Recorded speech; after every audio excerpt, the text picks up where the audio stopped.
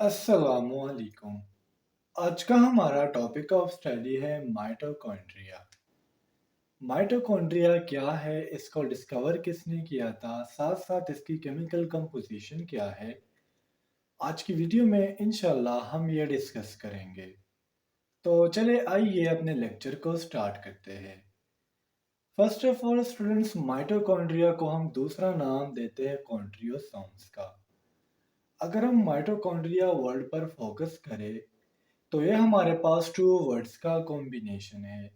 एक वर्ड है माइटोस, जो कहते हैं थ्रेड को, और कॉन्ड्रिया कहते हैं ग्रेन्यूल को। यानी अगर आप माइटोकॉन्ड्रिया को स्ट्रक्चर को देखोगे तो ये हमारे पास एक दाने जैसी स्ट्रक्चर है, और इसके अंदर आपको ये जो इनफोल्डिंग नजर आ रही है ये थ्रेड लाइक है। सो बिकॉज ऑफ दैट हम इसको माइटोकॉन्ड्रिया का नाम देते हैं। डेफिनेशन से स्टार्ट करते हैं। It is a double membrane bounded colorless and widely distributed in eukaryotic cell. Students, हमारे पास जो माइटोकॉन्ड्रिया है ये एक डबल मेम्ब्रेन बाउंडेड ऑर्गेनेली है। यानी इसके इर्द गिर्द जो मेम्ब्रेन है वो डबल है। साथ साथ ये हमारे पास एक कलरलेस ऑर्गेनेली है जो यूकेरियोटिक सेल में वाइडली डिस्ट्रीब्यूटेड हुए होते हैं।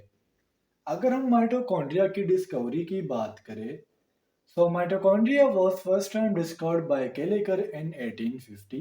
ये आप लोगों ने एमसीक्यूज के लिए याद रखना है क्योंकि बाज़ औक़ात ये एमसीक्यूज में आ जाता है। अगर हम माइटोकॉन्ड्रिया की केमिकल कंपोजिशन की बात करें, so mitochondria is chemically composed of DNA, RNA and proteins। इसके अलावा स्टूडेंट्स इसमें राइबोसोम्स भी होते हैं, और अगर हम इसकी मेम्ब्रेन की बात करें तो चूंकि तमाम मेम्ब्रेन की कंपोजिशन सेम होती है तो माइटोकॉन्ड्रिया के मेम्ब्रेन में लिपिड्स भी पाए जाते हैं। अब चूंकि इसमें डीएनए है, राइबोसोम्स है, इस जिसकी वजह से हम माइटोकॉन्ड्रिया को सेल्फ रेप्लिकेटिंग ऑर्गन भी कहते हैं। चूंकि डीएनए से हमारे पास मैसेंजर आरएनए बनता है, मैसेंजर आरएनए राइबोसोम्स के साथ मिलकर प्रोटीन्स बनाते हैं, तो जिसकी वजह से हम माइटोकॉन्ड्रिया को सेल्फ रेप्लिकेटिंग ऑर्गेनेली भी कहते हैं। अब हम आते हैं toward the structure of mitochondria. As we know that mitochondria is surrounded by double membrane। जैसे कि हम लोगों को पता है कि जो माइटोकॉन्ड्रिया है ये हमारे पास एक डबल मेम्ब्रेन बाउंडेड ऑर्गेनेल है। The outer membrane is smooth while inner membrane is in folded form। Student, जो आउटर मेम्ब्रेन आपको नजर आ रही है ये हमारे पास अपीयरेंस में स्मूथ होती है, जबकि हमारे पास जो इनर मेम्ब्रेन है वो इनफोल्डेड फॉर्म में होती है, और वो हमारे पास एक रफ लाइक अपीयरेंस देती है।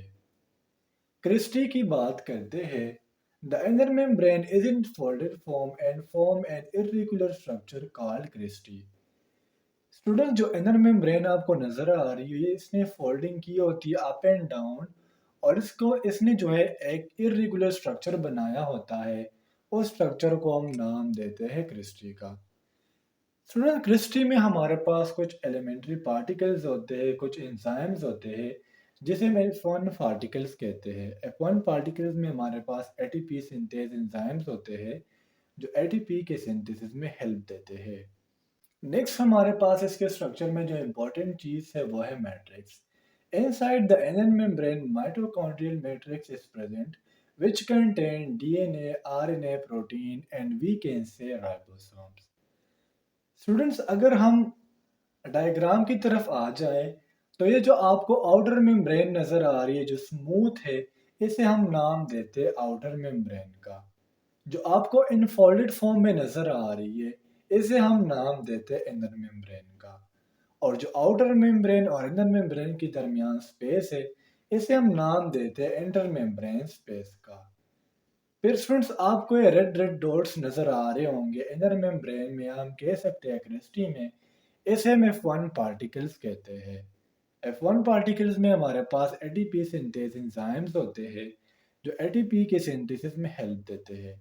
इंशाल्लाह आने वाले लेक्चर में हम कीमियो ऑस्मोसिस पढ़ेंगे, तो उसमें हम डिटेल से डिस्कस कर लेंगे कि F1 पार्टिकल्स कैसे जो है एटीपी के सिंथेसिस करते हैं।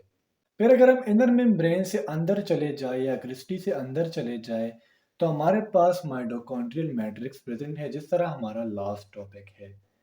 तो इसमें हमारे पास डीएनए भी होते हैं, आरएनए भी होते हैं, साथ-साथ प्रोटीन्स और राइबोसोम्स भी होते हैं। और इसी प्रॉपर्टी की वजह से हम माइटोकॉन्ड्रिया को नाम देते हैं कि यह हमारे पास एक सेल्फ रेप्लिकेटिंग ऑर्गेनेली है। फंक्शन में सिर्फ एक लाइन लिखी हुई है कि help in cellular respiration. Student, जिस तरह आप लोगों को पता है कि रेस्पिरेशन हमारे पास एक ऐसा प्रोसेस है जिसमें फूड की ब्रेक डाउन की जाती है और उससे एनर्जी रिलीज की जाती है। तो जब ग्लूकोज क्रेब्स साइकिल में एंटर होता है, पहले होता क्या है कि ग्लूकोज की ग्लाइकोलिसिस होती है, फिर Krebs cycle then electron transport chain. तो जब ग्लूकोज ग्लाइकोलिसिस में आ जाता है तो उससे वहाँ पर बन जाता है पास्फोइनोल पायरुवेट। यही पास्फोइनोल पायरुवेट फिर क्रेब्स साइकिल में जाएगा देन इलेक्ट्रॉन ट्रांसपोर्ट चेन। तो जो क्रेब्स साइकिल है और साथ साथ इलेक्ट्रॉन ट्रांसपोर्ट चेन है, वो दोनों माइटोकॉन्ड्रिया में होते हैं और इसमें एटीपी सिंथेसिस होती है, जिसकी वजह से हम माइटोकॉन्ड्रिया को power house of the cell भी कहते हैं।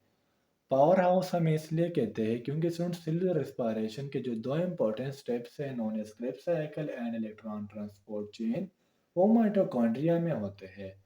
उससे एनर्जी रिलीज होती है और यही एनर्जी स्टूडेंट्स मजीद काम के लिए यूज़ की जाती है, जिसकी वजह से माइटोकॉन्ड्रिया को power house of the cell भी कहते हैं। एक क्विक सा रिव्यू कर लेते हैं। मैंने आपको कहा माइटोकॉन्ड्रिया हमारे पास एक डबल मेम्ब्रेन बाउंडेड ऑर्गेनेली है, जिसको केलिकर ने 1850 में डिस्कवर किया था। इसकी केमिकल कंपोजिशन में DNA, RNA, protein and ribosomes आ जाते हैं। स्ट्रक्चर में हमने बात की, जो आउटर मेम्ब्रेन है वो स्मूथ है, इनर मेम्ब्रेन इनफोल्डेड फॉर्म में होता है और उसने एक इरेगुलर स्ट्रक्चर बनाया होता है जिसे हम नाम देते हैं क्रिस्टी का। अगर हम इनर मेम्ब्रेन से अंदर की तरफ जाएंगे तो हमारे पास माइटोकॉन्ड्रियल मैट्रिक्स प्रेजेंट है, जो डीएनए, आरएनए, प्रोटीन और राइबोसोम कंटेन करती है। फिर हमने डायग्राम की बात की। डायग्राम में हमने स्पेशल F1 पार्टिकल डिस्कस किए, जिसमें एटीपी सिंथेस एंजाइम्स होते हैं और यही एटीपी सिंथेस एंजाइम्स एडीपी और पीआई को आपस में इकट्ठा करके एटीपी को बनाती है। तो स्टूडेंट्स, उम्मीद करता हूँ आपको आज की लेक्चर की समझ आ गई होगी।